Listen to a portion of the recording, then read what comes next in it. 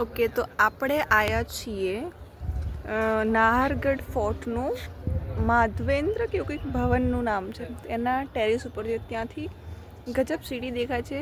આ જે ભવન છે એનું ટેરેસ છે, બરાબર. અને અહીંયા બહુ બધા લંગૂરના બચ્ચાઓને લંગૂરના કૂદાકૂદ કરે છે. અને જે સીડી દેખાય છે અહીંયાથી, ભાઈ સાહેબ ગજબ. આમ ગલીઓ કેટલી સીધી સીધી દેખાય છે, ભાઈ આ ગલી જાય છે, આ ગલી જાય છે. એમ ટોપ પોઈન્ટ ઉપર છીએ અમે. આ બાજુ થોડાક આમ ખાઈ જેવું છે તો એ દેખાય છે. બાકી કેવું લાગે છે વ્યૂ, કમેન્ટ કરો.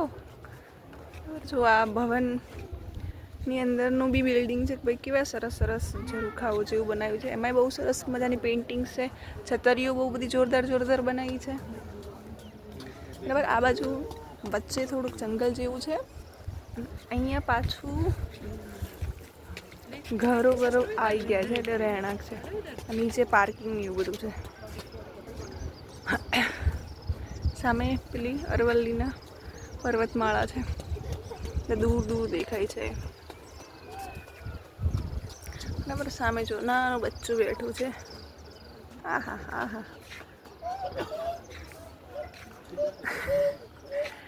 ઓકે, ચલો, તમને ગમ્યું હોય તો લાઈક કરો, સબસ્ક્રાઈબ કરો, બરાબર. જો આ મજા કરે છે કૂદમ કૂદ.